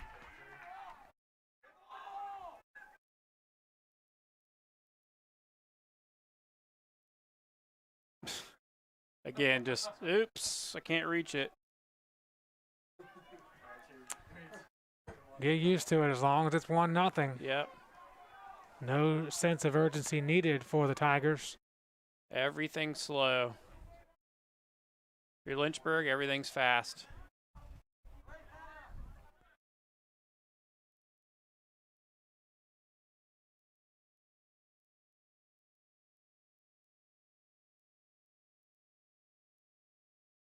Let's go back and show you how we got here. 1-0, early part of the first half. Literally within the first minute, Declan Shaw off that inside foot. Got it past Kyle Gallagher, his second goal of the season. And since then, it's been all Lynchburg in terms of possession and opportunity. But the Tigers have held steadfast. A little bit of luck involved. And they're still up 1-0. Had some real poise to put that away. Shalita, good shot on net, and Sutter with a good stop. Just the fourth time the Hornets have tested him today. 4 saves for the senior. That was a long 6 seconds by the keeper. Tell you're a coach. I know. All these things that are bothering you more than others. And for good reason, as Daly gets one through. It's laying there. Sutter arrives before Lagana. Sometimes I count out loud just to be annoying. A few ticks under 3 minutes to go. Big punt, and Gallagher holding there. Quickly rolls it out.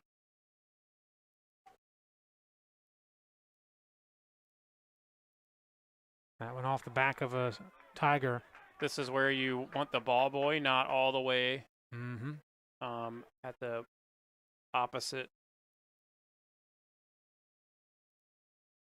Poor girl. Stalemate there, but it's Shaw who will take it away.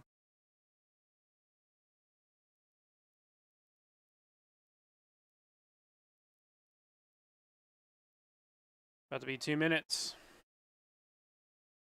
Going to get tighter and tighter as the Tigers firmly plant their claws in the ground a little bit more, holding on here. It would be a pretty big one for their program, especially for Coach Denuzzo.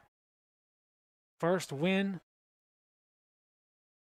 against Lynchburg since 2012 if they can hold for the next 144. And Kern's going to pick up a card for sure. Frustration from some of the action he's been a part of today. Earns him the yellow. Second against Lynchburg today. Here it is again. And just comes in and earned it. Yep. You know, you've been getting hit all day if you're him, and eventually you're going to get frustrated. Can't say I haven't been there as a player. Tough time to foul, but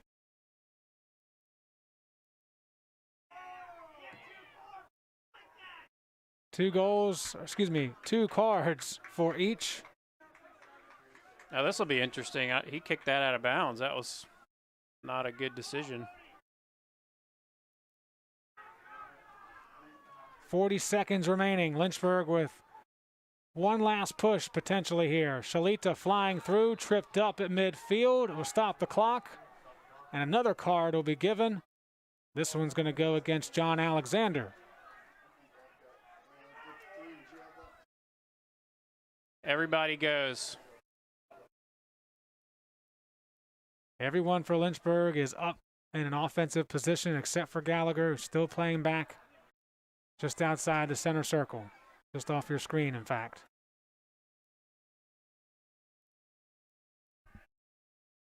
It'll be Ben Mackey setting up for the free kick.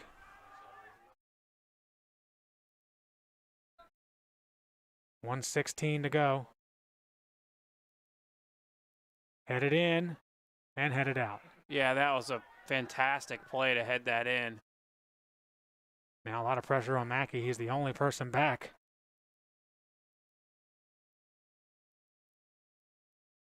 .60 seconds to play in regulation. Foley on the outside, and a great tackle from Cade Wheeler.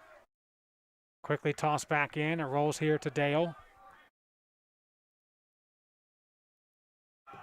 Mackey had his kick deflected.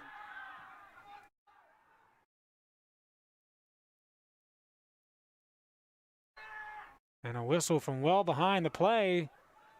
And I think it's going to be a conference call here. Clock's going to stop. Foley involved. Foley and Purdy came together, and the official right away was saying, look, it's fine. There's no foul here. But then continuing to jaw where the player's behind the play. Did he get the card? He put the card back in his pocket. He didn't raise it above his head, so maybe not. Perhaps he's going to chat with the near AR. Not about that, though. He's going to determine where the ball should be. But, yeah, the card did not come out above the head of the official, so I think he thought about it, talked it over, and decided let's play it for 30 more seconds and see what's going to happen here. Mackey lost it, unabated to the defense, but a great recovery. 20 seconds to go.